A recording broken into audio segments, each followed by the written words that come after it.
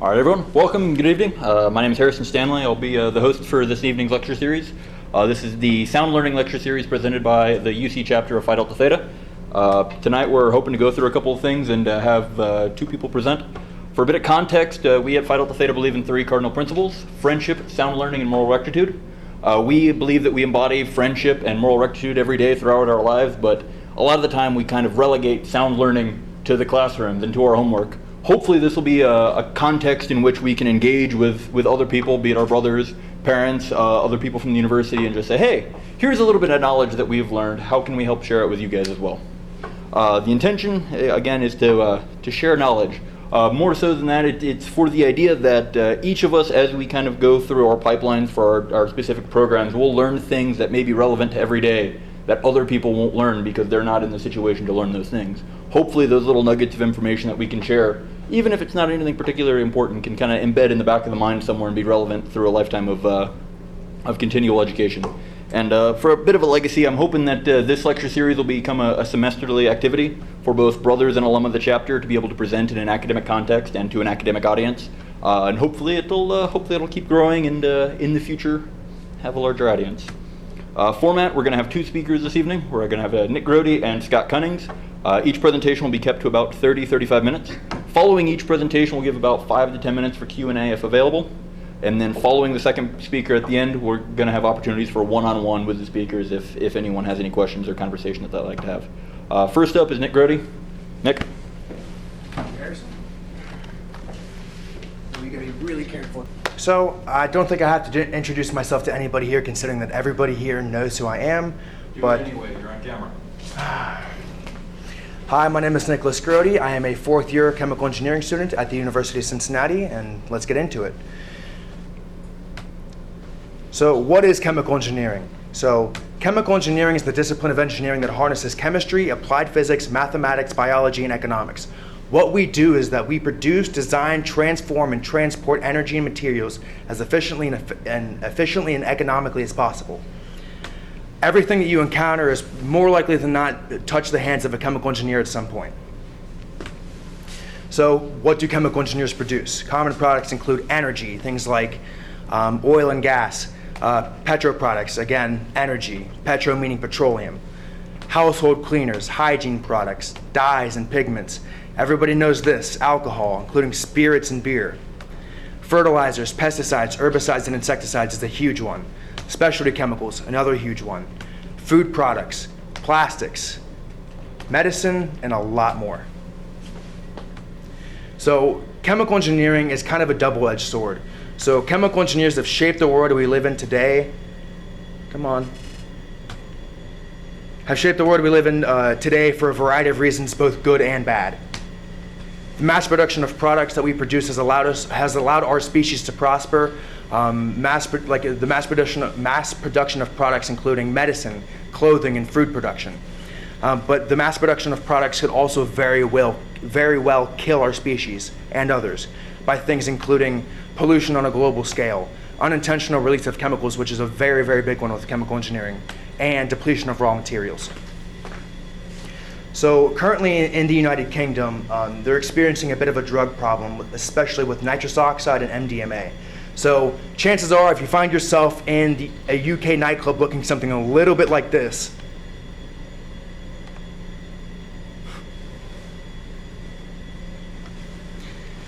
then chances are the drugs that you bought and took caused this, this, and ultimately this, which is dead trees. So let me go back and explain this a little bit. So when these, I guess chemists, if you want to call them backyard chemists, produce these drugs, they're also producing a lot of toxic byproducts and a lot of toxic waste. So they're not a legal entity, so they can't just go to a company that's going to incinerate this and be like, oh yeah, here's our stuff, incinerate. Like, oh, well, what is it? Where did it come from? Yeah, it's not going to work. So what are they going to do? They'll drive to a nature preserve and kick it off their truck, and it causes this. And it causes this because those toxic chemicals leach into the soil and they reach the roots of trees and ultimately kill them. So what can we do about this? Nothing. Well, not exactly. What they're doing is already illegal. Again, they're not a legal entity. However, this example is just a bird's eye view of what's happening on planet Earth right now with companies who, again, are legal entities and report what they make and report what they do to the government. So, moving on, what's in your drinking water? Well, other than an oxygen atom and 2 hydrogen atoms, there's a lot more that goes into it. So, commonly found in drinking water can be herbicides, herbicide degradates. And by degradates, I mean chemicals or molecules of this substance that are broken down by water because it's water soluble. Microplastics, pharmaceuticals, and much more. So the USGS has conducted, I can't even count how many, SWQAs. SWQA stands for Source Water Quality Assessment. So in this specific study, they monitored for 265 anthropogenic organic compounds. And these compounds are predominantly not regulated by the EPA. So this study was conducted between 2002 and 2010. They obtained samples from 20 river intakes in that time period, and they measured these samples 16 times a year. But they also obtained samples from 448 groundwater wells between 2002 and 2009, and it was measured once. So what were the results of this? Well, they found that 3 herbicides and 16 herbicide degradates were found, and they also found, they found this in 8 river intakes and 118 supply wells in areas that were likely to be found. More so rural areas in which, if they're growing plants and they're spraying these chemicals, again, because they're spraying those chemicals in that specific area, they're more likely to be found in, again, that specific area. And the 265 anthropogenic compounds in which they tested for, 37 compounds have an established US EPA maximum contaminant level for drinking water. 123 of them have USGS health-based screening levels, and 29 are included in the EPA contaminant candidate list 3. So, moving on to microplastics. Well, what is a microplastic? So a microplastic is a minuscule plastic fragment that falls off of decomposing plastic bags, bottles, basically anything plastic. Anything that can be broken down by water, considering that water is the most common solvent in the entire world. I mean, it makes up 75%, give or take, of the world. So these microplastics are intentionally manufactured into some toothpastes, lotions, hand sanitizer. I'm willing to bet money that every single one of you has used hand sanitizer that's had a microplastic in it. And they're found nearly everywhere, namely in rivers, lakes, and aquatic animals. So with these microplastics, I mean, it's one thing to be able to, like for example, to filter them out from water and everything, but there's a little bit more that goes with that. So there's contaminants that accumulate on these plastic particles. Some really nasty chemicals you really don't want to mess with. For example, polychlorinated biphenyls, polycyclic aromatic hydrocarbons, organochlorine, pesticides, trace metals, and even pathogens have been found at high concentrations, alarming concentrations in these microplastics. And the thing is that not only are these contaminants on these plastic particles, but since they're in water, they also leach into the water. So you've got all of these awful, awful chemicals and just nasty things that are also leaching into the water. And according to the United States Geological Survey, fibers make up 71% of microplastics found in river water. And if you can see, these pictures here are examples of what microplastics look like. So continuing on microplastics. So 12% of freshwater fish contain microplastic particles, 50 particles per serving of commercial oysters, 90 particles per serving of commercial mussels, and there's 1 particle per every 8 gallons of Great Lake water, which translates to 112,000 particles per square mile of surface water, and 1,285, so almost 1,300 particles per square foot of river sediment. So moving on to pharmaceuticals and hormones, and the 2019 behind this indicates that this study was done and published in 2019. So the USGS tested for 103 pharmaceuticals and 21 hormones in almost 1,100 groundwater wells. So 6% of these samples from public supply wells and 11% of domestic supply wells or others contained 1 or more of these pharmaceuticals or hormones. And it sounds scary, but it's actually not as bad as you would say or think. It's these chemicals are at low concentrations and are not expected to have adverse health effects on human beings. And only one sample contained hydrocortisone at a concentration that surpassed human health standards. Again, continuing on, pharmaceuticals and hormones. Pharmaceuticals and hormones that were frequently detected weren't necessarily used the heaviest, meaning that these chemicals move through groundwater with minimal attraction to soil, at least the ones that were detected. So in the soil, there's a lot heavier pharmaceuticals and hormones that were trapped by soil, sediment, and rock. And the concentrations in groundwater are reported to be lower than surface water studies. So thinking about that, in surface waters, in rivers, for example, if Greater Cincinnati Water Works is to take a fraction of this water and treat it and make it your drinking water, I mean, it's a lot higher than what it is in groundwater wells, and they don't have an effective method to really treat these yet. And there's a similar trend noticed with pesticides and other organic chemicals. So are these pharmaceuticals and hormones in your drinking water a danger? Well, again, as I had mentioned earlier, samples tested indicate they're not expected to be harmful to human health. But what are the long-term effects of these hormones on adults or children? I mean, the concentration in which an adult and a child drinks is the same, but because a child has a lower body weight, they technically have a higher concentration of that hormone or that pharmaceutical in their body. What are the long-term effects of bacterial resistance on antibiotics? It's a huge concern in the medical community with superbugs being, or the possibility of a superbug occurring through long-term use of antibiotics, and the fact that bacteria is going to will be resistant towards antibiotics that it's treated with. What are the effects of these pharmaceuticals and hormones on freshwater and saltwater wildlife? And what happens when rainwater washes other pharmaceuticals out of the soil and into groundwater wells? So moving on from water treatment, we're going to talk a little bit more about carbon emissions. So for those of you who aren't too well acquainted with chemical engineering, oil and gas is pretty much the poster child of what chemical engineering is. You take this crude oil, you refine it, you process it, you make it into gasoline, and you sell it commercially. So this, with a lot of chemical engineers, especially process engineers, when you go into industries like this, you end up working at plants that look maybe somewhat like this, or paper mills, or anything of the like. And when you are working in these plants and you have to know what each tower is, if it's like an absorption, stripping tower, distillation columns, things like that, and you have to know with all these pipes that are here, where is it coming from, where is it going to, what is the, depending on the pipe, what is the pressure, what is the temperature, what is going through there, things like that. It's very, very critical in chemical engineering. So, going on to carbon emissions. So global warming rooted in, again, carbon emissions is not a new concept. I mean, we've known this since the 70s.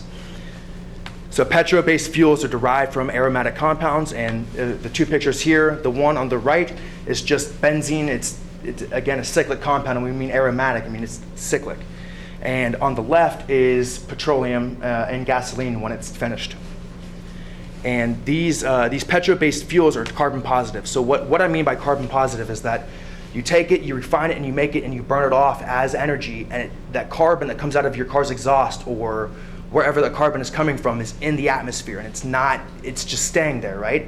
So what's the solution to that? Well, we've got biomass fuels being a relatively new concept, and they're carbon neutral, which means that for example, with trees and photosynthesis, they use carbon dioxide, take that carbon dioxide, strip the carbon from it, and release oxygen. So that carbon is what helps them build. So if you take these fuels, if you take these compounds in trees and organic compounds that are derived from carbon, it's again carbon neutral. It cycles through. So from the atmosphere, it goes into the trees, helps them grow, and then you burn that off. So it's a continuous process. So you're not just adding carbon in totally. I mean, you're recycling it. It's a better process. And they're based on cellulose, not petro, and cellulose is non-aromatic. But there are several problems with biomass fuels. I mean, human beings are, smart creatures. We've put people on the moon. So you would assume that we would be smart enough to just get away from fossil fuels and go to biomass fuels. Well, not exactly. There's a lot of problems that come into line when dealing with this. For example, BMFs are not economically favored relative to petrol fuels, meaning the enzyme cost, like just the enzyme cost to get the raw material to produce that fuel is $1 per gallon of cellulose ethanol. The production is 3 times that, it's $3 a gallon. So you're already at $4 a gallon before you even factor in transportation, processing plants, the millions of dollars that come from that, paying off your engineers to run this, your wages and insurance and things like that. I mean, if you were to go buy a cellulose ethanol, after it's been completed, I might be $6, $7 a gallon. I mean, how many of you are willing to spend $6.50? Well, we'll go to the median, $6.50 a gallon for ethanol to run your car, relative to $2.50 for what gasoline is? Nobody. Again, it's a huge problem. Not only that, but relative to a pure gasoline mixture, E85, which is, 85% ethanol, is already less efficient. The average mileage per gallon of gasoline is 18.3 miles, and the average mileage per gallon of E85, 13.5. So I have stood here, and I have, in typical millennial fashion, I have stood here and I've shook an iron fist in the air and have talked about all of these problems and have complained about all of this, but I haven't given you a solution to said problems. So ask and ye shall receive. So regarding the EPA, considering I've already bashed the EPA a little bit, it doesn't seem like they're really doing their job or doing a good enough job. So with the EPA, on a bird's eye view, the EPA law states that you're fine, especially with water treatment and chemicals that you can release into the environment. But environmental groups say that no, you're not. And they'll sue for billions, and they are extremely well funded. An example of this is Earth Justice. It's a nonprofit organization that's been operating since 1971. Their main motto is, we're here because the Earth needs a good lawyer. And they actually just sued the Trump administration for rolling back on the Endangered Species Act.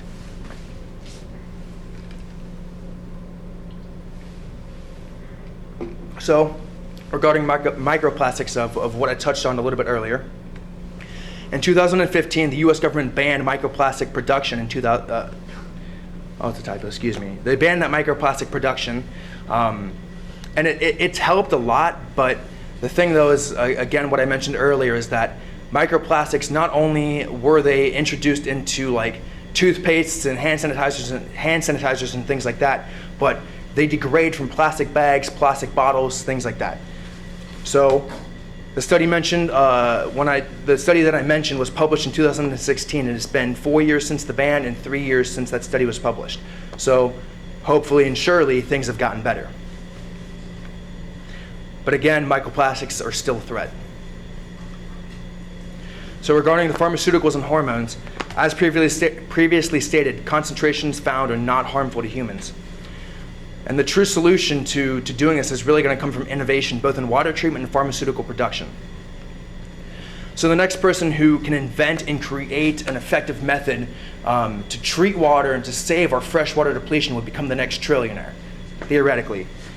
And the Bill and Melinda Gates Foundation have already been working towards water treatment in third world countries where people in these countries, again, they don't have effective water treatment like we do. Like when they use the bathroom and produce waste, a lot of them will just dump it into the river, and they're using this river water to live. I mean, you fish out of there, you drink out of there, and it's a huge problem with disease. So what they did is they partnered with, from my understanding, Bill sent emails to hundreds of universities, and a handful of them got back to him got back to him with collaborating on this on a project to build a toilet or a method that is cheap, effective, and can produce electricity from human waste. But again, as if Bill Gates needs any more money, I mean, he's working towards a solution that's a multi-billion-dollar market. If you can affect or change 1 billion lives, you can make $1 billion. So regarding carbon emissions, so innovation and more efficient engines have helped as humanity has grown from, I'd say, from the 70s with using carburetor-based engines, and to now where we use fuel-injected engines. We've made our engines, again, much more efficient, and they can produce the same amount of power for a less amount of gasoline. And innovation and exhaust emissions still needs work, and I'm looking at you, Volkswagen. And we will come to a point, hopefully, where biomass fuels are economically favored compared to that of petro fuels. So to wrap things up, as chemical engineers, we must rethink what we are doing, what we're producing. I mean, we have to understand that the chemicals that we make and chemicals we produce will eventually and somehow leak into the environment, either through water, soil, air, things like that. And we must be mindful of our impact and think twice. If we want to see a difference, enacting tighter environmental regulations is step one. The economy is step two. Innovation and implementation are steps 3 to infinity. So, what can you do? Well, think about twice about what you purchase and later discard. Is throwing away styrofoam plates worth it?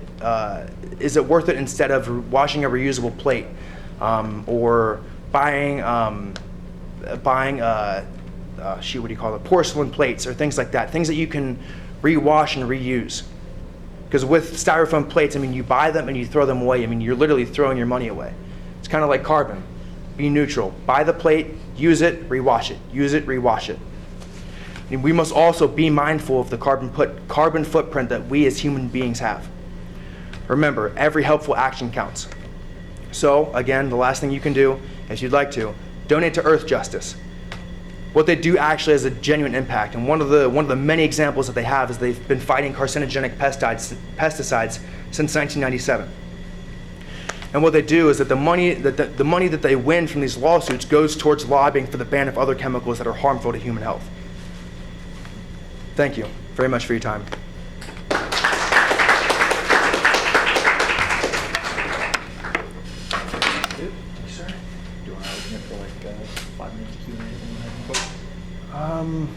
Yeah, I can. So we've got 10 minutes, whatever works, of Q&A. So if anybody has a question, I would love to answer.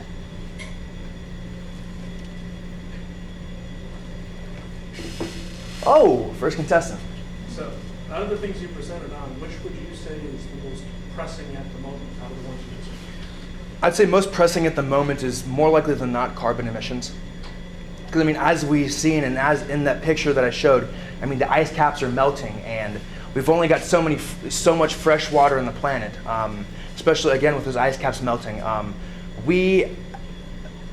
Earth, we've only got, from my understanding, 2.5%, or we had 2.5% of fresh water left. That is like very much dwindling down. So we're literally losing our fresh water. I mean, we can't drink, we die, right? Even though those are kind of separate issues, they're all intertwined together. So because you've got this one issue, you've got a lot of other issues that arise from that. So if you can solve that one main foundational issue, you can hopefully solve the rest. Did that answer your question? It did. I can do a song and dance for you as well if you would prefer. Tempting, but it's up to you. That's for later. If anybody else has any questions, please ask now. If not, I think I'll leave the stage to Scott Cunnings. That'll be that. Thank you, sir.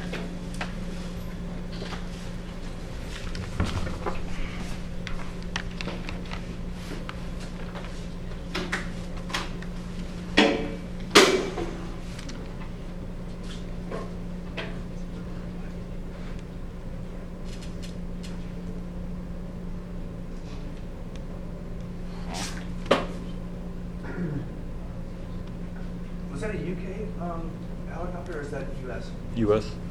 MH-53J. My dad flew that exact airframe over Iraq in 03. Still is. Alrighty, our next presenter is Scott. Come on up. All right. Ladies and gentlemen, good evening. My name is Scott Cunnings. I am a 2018 graduate of the University of Cincinnati.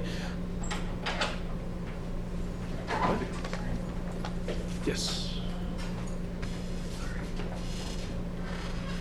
I am a 2018 graduate of the University of Cincinnati. I got my MA in French Literature, my BA in French Literature, and my BA in Business Economics. So I spent a few years here in Old Chem doing language stuff. And in my first year of college here, I was in civil engineering, so I took also 2 semesters of German. And that brings me to the topic I'm talking about, which is the flipped language classroom. So I do want to specify that I am not actually someone who spent my time studying and becoming an expert in this particular subject. It is an aspect of what I did study. And the reason I picked this topic is because it's a topic that confuses people when they come to UC, because the way UC and universities as a whole teach languages nowadays is very different from the prevalent K-12 system, and for those of you that were in college a little earlier, the old system that languages were taught in. So I've compiled this from the classes that I've taken for my master's program, the studies I've done myself, and everything that I'm talking about is explained much better by the people who actually did it. So at the end, I have further reading lists for anyone interested and wants to know more about the topics I'm talking about. So after that introduction, let's move on to the flipped language classroom, or why am I doing all of this learning at home instead of in the classroom? So we're going to cover essentially 3 things. What does it mean to flip a classroom? And for that, we have to understand what the traditional classroom consists of, philosophy behind it. Won't take too long.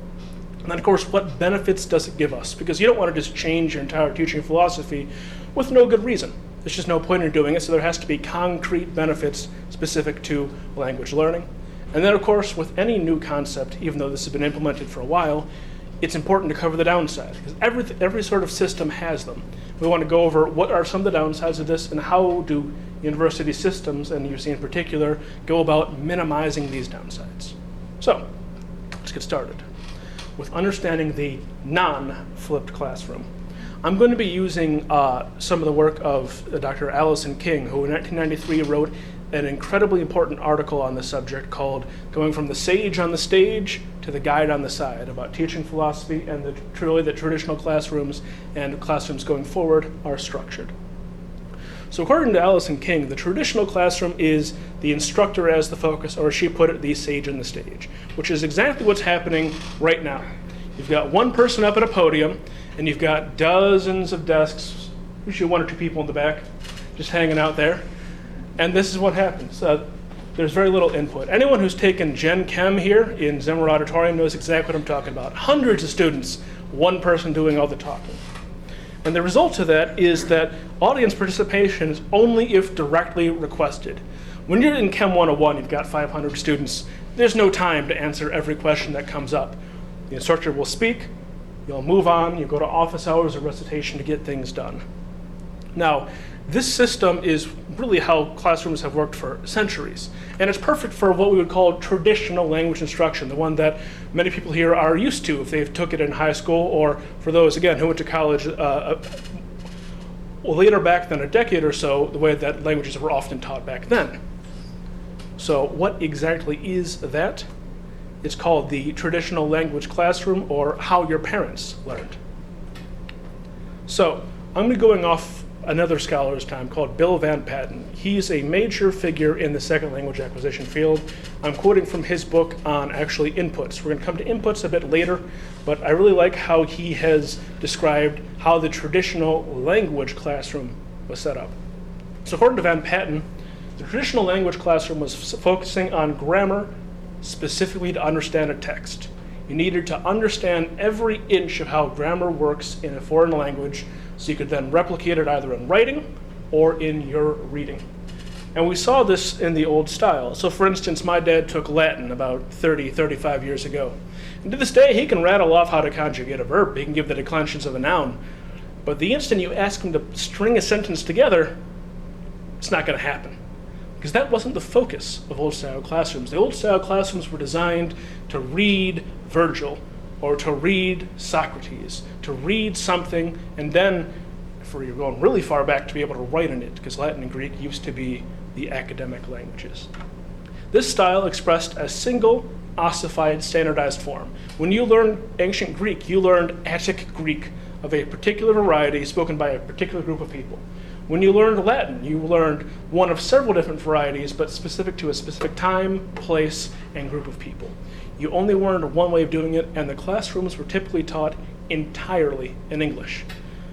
Now this made sense for Latin and Greek. They're dead languages. You're not going to come across someone who speaks ancient Greek in your day-to-day life. You're not going to come across someone who speaks Latin in their day-to-day life unless they were a practicing Catholic clergyman prior to the 70s and 80s. Odds are pretty low nowadays. And so that's why the focus was on just reading and writing, because that's all that really mattered. And again, I say this is rooted specifically in three classical languages. I'd split classical Latin and ecclesiastical Latin into two. If you ask any classical Latin scholar, they'll say that the church got it all wrong. The pronunciations are wrong, the grammar's off. So there's a real split in what each language is. And then, of course, ancient Greek. Now, eventually, we got into the idea of, hey, maybe we should teach some modern languages too. A novel thought, 70, 80, 90 years ago. And they quickly realized that the old system isn't enough because it turns out when you speak a modern language, there are people who actually need to speak it. You need to understand what they're saying. You need to be able to communicate to them. So they adjusted the system a bit by focusing on set phrases. This is the kind of stuff you'd find in your tourist guidebook. And really, one of the best examples comes from a classic American film where we need to look no further than the major fictional character, White Goodman. So for those of you unaware with the classic American film Dodgeball, White Goodman is a gym owner. And there's a point in the film where he wants to open up a new branch of his gym in Mexico City. So he says he's going to bone up on his Spanish. And the way he does it is by reciting such things as, "Donde está la biblioteca, Pedro?" Those kind of phrases contain specific grammatical concepts. You recite this thing to understand how do we say how to ask where something is? How do we address somebody? And the idea of the old style of language teaching is if you recited these enough and you learned enough of them, then you would internalize those grammatical structures, be able to produce the language by yourself. And for some people that worked just fine. That's why it actually kept going, because some people actually made it through. And they thought, oh, if it works for me, it must work for everybody. But the truth is that there are some serious problems with this way of learning, and it's not at all the way that we do it nowadays. So this kind of classroom existed for decades, so we do have to ask what exactly is wrong with tradition. I mean, if you ask an Aggies fan, that's pretty much a direct assault on them, but there are several things that are really wrong with how we did things traditionally in language classrooms. The first is that living languages are exactly that, alive. And the instant you write down set phrases and set words, your curriculum begins to age. And every couple of years, words come in and fall out of favor. So, for instance, when I was learning French, I had a teacher who had learned it many decades before, and I learned many expressions that would make me sound very archaic. It just wasn't useful French for nowadays. It was set up in the old system. It had been set up in the 70s. And I was speaking like someone in the US thought a Frenchman would speak in the 1970s. It doesn't work too well. And as a direct result, the old approach typically targeted just one register. And again, I mentioned earlier, when you learned ancient Greek, you learned a specific type of ancient Greek spoken by certain Athenians at a certain period of time. Not Spartans, not Ephesians, not Constantinopolians, just one variety. Classical Latin comes from a specific group of senators at a particular time in Rome, and in fact is very different from what the people actually spoke. That's a problem because as soon as you leave the scope in which you've been taught, your language doesn't really make sense anymore. If you're taught Madrid Spanish from the 1970s, and I drop you in Havana, Cuba, 2019, you can have some serious communication errors because they're completely separate ways of speaking. It just doesn't work. And then the focus on set construction sets students up for failure. White Goodman might be able to ask where the library is, but he's not going to be able to negotiate prices. He's not going to be able to negotiate how to get permits for his new gym. He's not going to be able to figure out how to talk to people. And what we find is that anyone who's taken an old style classroom, they've learned, they've drilled, I know how to say this, this, and this, pretty much immediately, when you speak to someone who actually is a native speaker of that language, your conversation topics immediately veer off that. You're in uncharted territory and you go, oh my God, I can't speak at all. And that's the problem with set phrases. Certain people can fight through it and they can learn to construct it, but it's just not a system that works for the majority of people. And just because people succeed at it doesn't mean we should keep doing it. And this is the result of languages falling into the no one right answer camp. Traditional classrooms work very well for concepts that have one answer. Calculus, for example.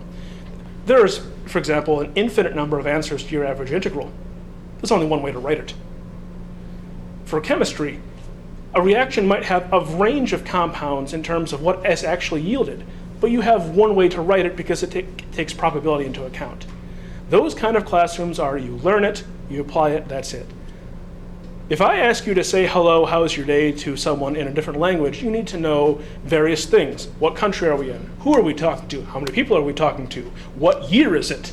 Not a question we usually ask, but it does matter.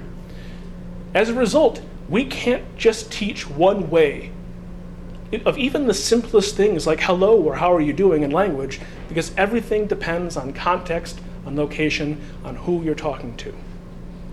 And lastly, and perhaps most critically, teaching only in English, as the old style did, which focused on teaching the grammar in English, means a student can go years of learning a language, so to speak, without ever hearing more than a few natural sentences spoken aloud. As mentioned before, there are 4 parts of a language. There's reading and writing, old system's good at, and then there's listening and speaking.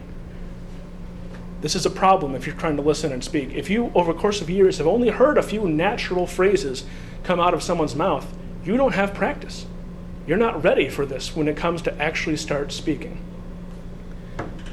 That is a serious problem. So, recognition of these problems and others led to the response of the modern language classroom. I've put modern in quotations because the current language classroom is always in development. There are people doing stuff right now that 10, 15 years might invalidate a lot of what I'm saying now, but it is the core of what most universities do use for their language instruction. Whether it can be improved on is a different question, but this is how things are at the moment. The modern language classroom shifts away from grammar to focus on what's called input. Now, we could actually sit here and talk for hours on input. People have spent their entire careers on it, and they can say it way better than I can. So we're going to keep it very simple, using Van Patten again, from his, 1996 book on input. The simplest I can put it is that it's exposure to a meaningful example of a language, whether it be written or auditory. And by meaningful, I mean that you can understand at least part of it, not all of it, even just 10% is enough, and that it either introduces you to a new concept or it reinforces a concept you have learned. Some sort of input coming into your mind that you can use to reinforce what you know about a language or expand your horizon on it. This is the focus of the modern language classroom at the moment. And with the discovery that input is so important, we also did a bunch of studies on how input can be processed. It can be in form of a movie. It can be an excerpt from a book. It can be your teacher talking. And perhaps most critically, and what had serious consequences for the modern language classroom, input can come from your fellow imperfect students. Even at the lowest level, the broken Spanish or French that your classmates speak to you teach you at the very least what not to do. And that's why those of you that have taken a class at UC, have you noticed there's a lot of group work, even at the very lowest level? They'll have you speak when you only know 5 words of Spanish. The goal is you're just trying to get into the vibe of speaking. You're trying to learn how to understand people who don't speak Spanish that well. Even that very basic input has been proven to be beneficial. People like People like Van Patten have been critical in those kinds of studies. So as a consequence, and this is perhaps the biggest change in the modern language classroom, class is taught in the target language, only learning as much as possible to maximize input. And again, intro-level Spanish and French classes here and German classes are going to have a lot more Spanish, French, or German than a high school classroom would. They're going to start speaking in Spanish or French or what have you from day one. And the goal is that even when you know only the 1 word per sentence, it's going through and eventually it will catch. That's the current theory. As a natural consequence, the focus on grammar is lessened. You spend more time on input. By consequence, you have to spend less time on grammar. There's only so many minutes in the class period. The time has not changed. And some people, Van Patten included, have even become, one would say, hostile towards grammar. Some of them say that grammar isn't even needed for learning a language and making sure that you understand it. I disagree with that, especially since it's based upon particularly Spanish and French. But it is an influence in the modern language classroom that a lot less grammar than in the past is covered. As a result of all of this, the centrality of the instructor is reduced. We return to King's Sage on the Stage and go to her second concept, the guide on the side. Her preferred idea of the teacher as facilitator, the teacher as mediator, the teacher as clarifier. And that you get your students to understand the basics, and then you as the teacher are the one to really bring that together and really get it to form a cohesive group. You correct them when they're wrong, you point out little intricacies, and really you facilitate group discussion and group work much more. Now, we have an entirely new philosophy on teaching here, right? But the problem is we still have the exact same setup in terms of the class that we did before. So, in tandem with this whole philosophy, a new style of classroom was developed, the flipped classroom.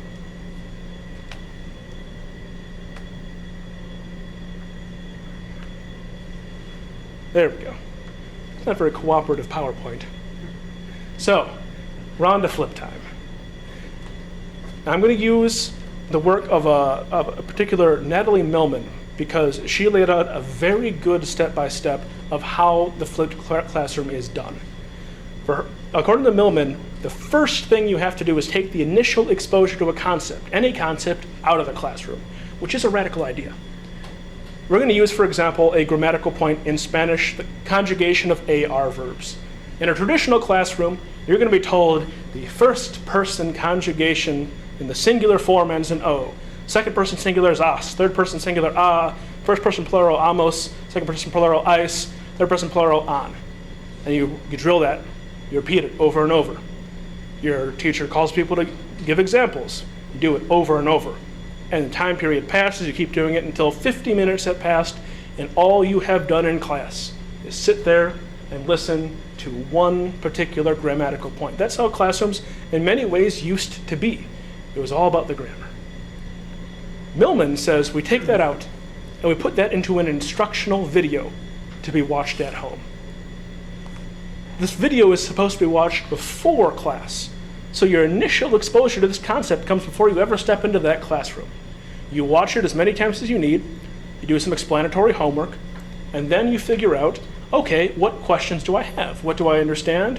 What do I not understand?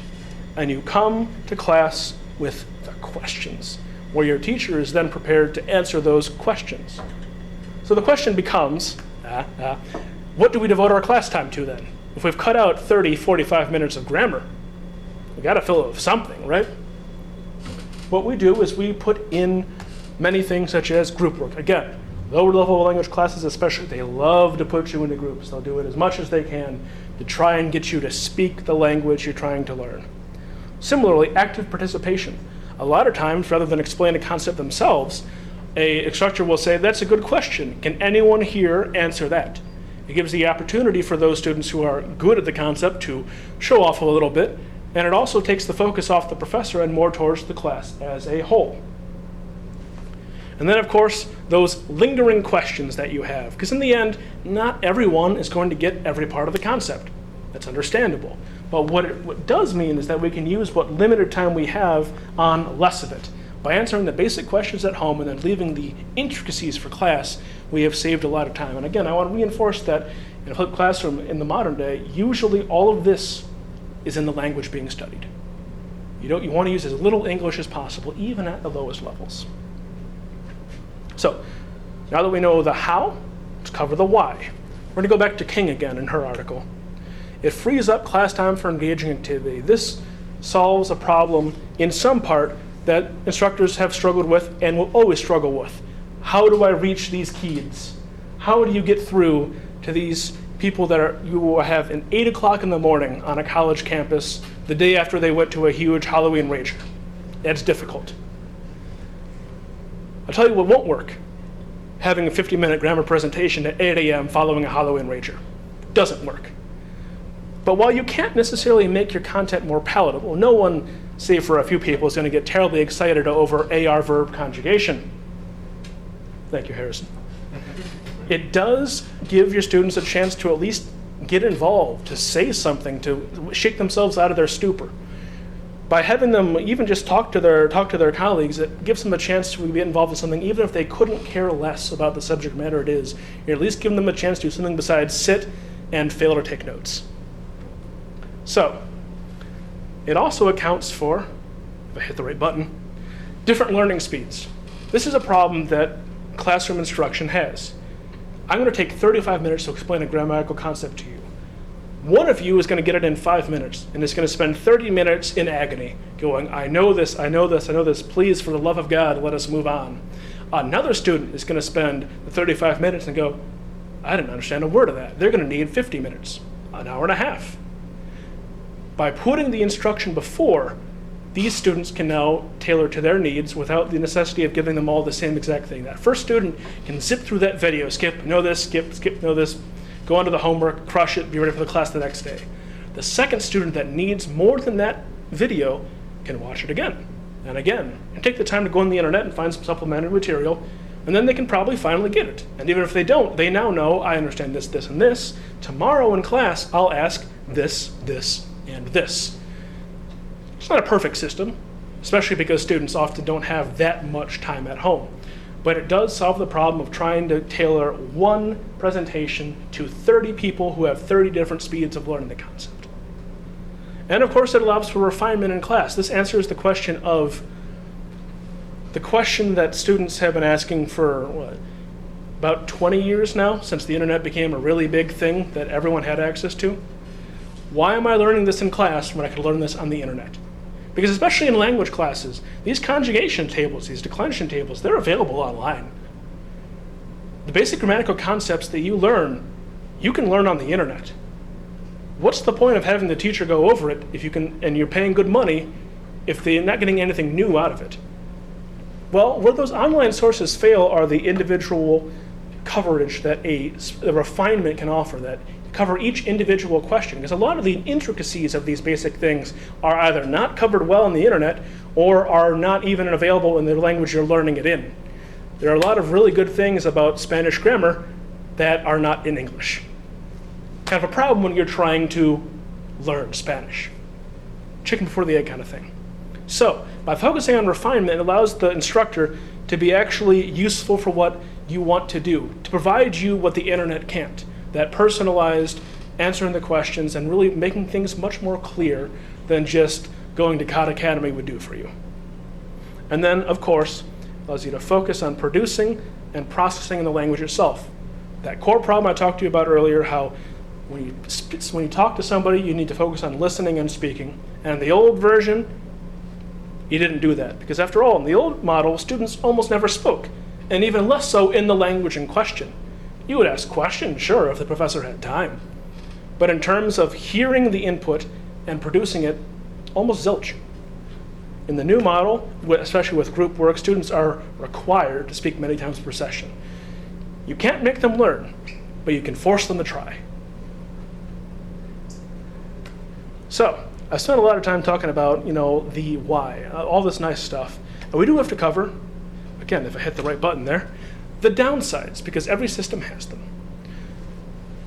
One of the major problems, and I'm using for this one a very nice guide that Boise State put together of all schools, a guide for their instructors on how to set up a flipped classroom. It has a pros and cons section. Turns out they're not just good at football. So, according to Boise State, this thing presupposes stable, reliable internet access. Now, if you're on campus, this isn't really a problem, right? UC students require laptops, and Langston is, of course, 24/7 on the lower levels. But, just like any other school, UC has a lot of commuter students. And while you can require a commuter student to have a laptop, there's no guarantee they will have the time or the high-speed internet they need to watch the materials before class. In the end, there will always be some subsection of students where this approach does not work due to a lack of available infrastructure. And that's a conundrum, and honestly one that universities can't do much about. Universities can provide 24/7 internet access through Langston's lower floor. They can require students, less gentle because it means they have to pay for it, they can require a student to have a functioning laptop, but there's no way you can require them to have reliable, stable internet access at home. And so this problem is unfortunately not something that the university itself can solve. This speaks to a greater problem in society about access to high-speed internet, which is an entirely separate issue. Not much can be done about that. Another one is that it shifts the onus of learning far more to the student. In the old version, again, the teacher is the font of knowledge, the one that gives you the information. In this one, the student is far more responsible. They can't just show up and just have things yelled at them. They have to take the time to sit down at home when there's Netflix and beer and everything else and watch some grammar videos. And the truth is, a certain number will be habitually unprepared for class. That's just going to happen. In a class of 30 and more, you're going to have some people who just aren't going to put in the time. And the counterpoint to that, it sounds harsh, but it's really the university's position, is that a college student is responsible for their own preparations before class, not the professor. If you're going to college, it's a different environment than a K-12 thing, where the teacher's supposed to handhold you all the way through. The professor is not here to spoon feed you the material. They're here to give you the information. And the truth is, while there is going to be a certain number of people who are either going to do poorly or even fail their language class, that's more on them being ready for college as a whole than the university can actually prepare for. And then another one is about startup costs, essentially. It takes a lot more effort to set up. Traditional classrooms have had decades to accumulate material and ways to lecture. They've got it set. To get quality video lectures for each of the concepts you want to present and not have them filled with ums and uhs and buts and, oh, wait a second, I forgot this, you need to spend a lot of time setting up. Now, the counterpoint to that is, in the collegiate level, luckily, these decisions are made by bureaucracy, which means you have years to see it coming, literally, because bureaucracy at a college is ridiculous. What you have is years to see that flipped classroom is coming. I can start preparations now.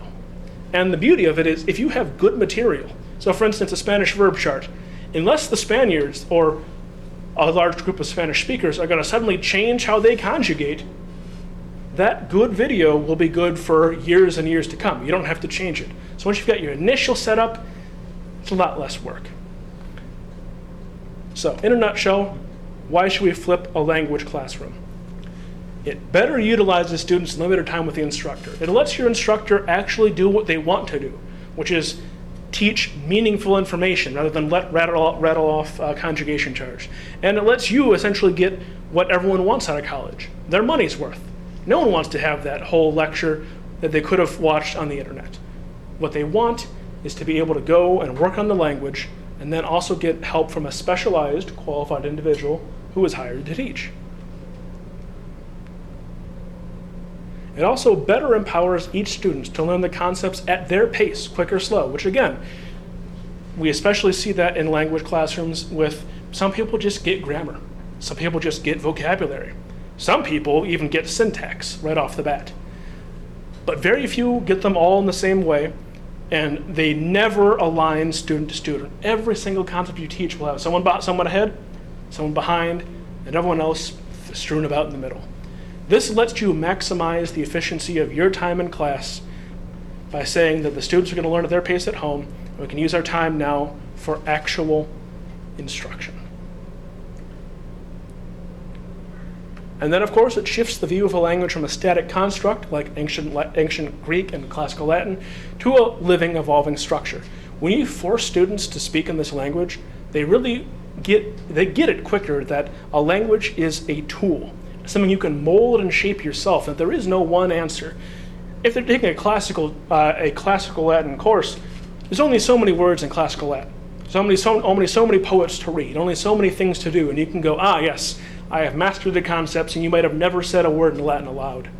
If you're learning Spanish, on the other hand, it's changing, it's fluid, it's something you have to keep up with. And by forcing your students to speak and understand, they really internalize that a lot faster.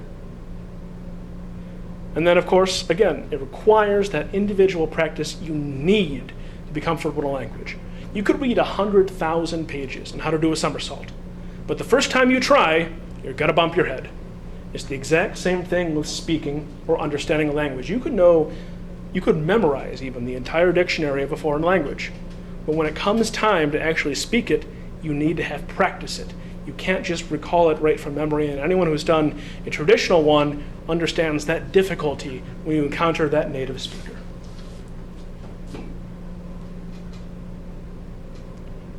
All right. So again, this is a very simplified overview to a very complex topic. I consulted Boise State's Pros and Cons to Flipping the Classroom, Allison King's seminal article in 1993 From Sage on the Stage to Guide on the Side, Natalie Millman's quite good breakdown on the flipped classroom strategy, and of course, Bill Van Patten and his Input Processing and Grammar Instruction in Second Language Acquisition, a book from 1996. All four of these sources are great. They explain things far better than I ever could have. And so for learning more, if anyone's interested, you don't have to be, definitely check out Bill Van Patten's work for second language acquisition. I don't agree with a lot of the stuff he says with grammar, but he's still a central figure in the modern field. For more on Sage on the Stage versus Guide on the Side, Allison King's article is a great thing, as well as just searching that topic in general. And then again, for how exactly the flipped classroom can be implemented, Boise State Guide gives one way. Other sources on the internet give others. And all of them can do a better job of explaining it than I can. Thank you.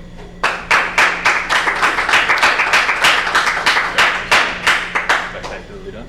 Open it for a couple minutes of Q&A, All right. and then I'll close it open. All right, so there's a couple minutes for any questions if you guys have them.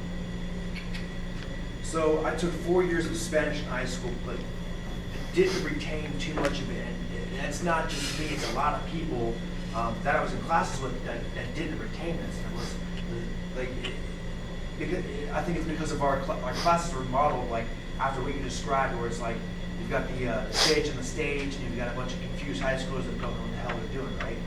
So what do you think would be a feasible option to solve a problem like that, or to solve the issues in which you were talking about? Yeah, so part of the thing is that we don't really give language the difficulty credit it deserves, and that we're used to things like science or math, that what we can do is to practice them over and over and over, and then they generally stick.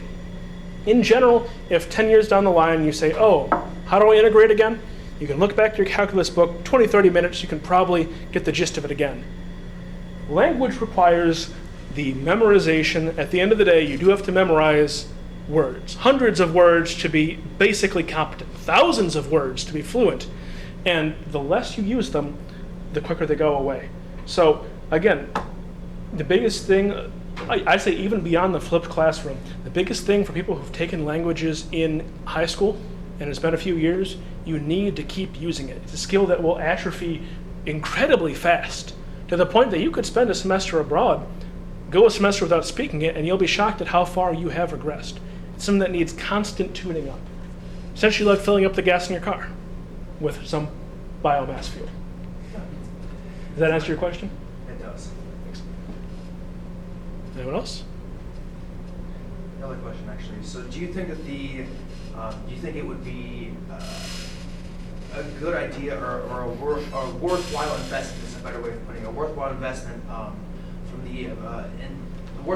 from the American education system from an early point on to teach languages, several languages. I mean, more than just English, like Spanish, Mandarin, for example, or German, French, etc., etc.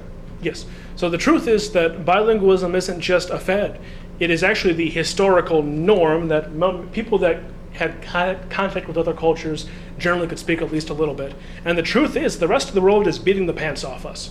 If you go to any European nation or East Asian nation, they're going to speak at least a couple of languages. They'll speak the one they grew up speaking. They'll speak the national language if they have one that's different from the one they grew up speaking. They'll speak maybe a regional language, usually speak English.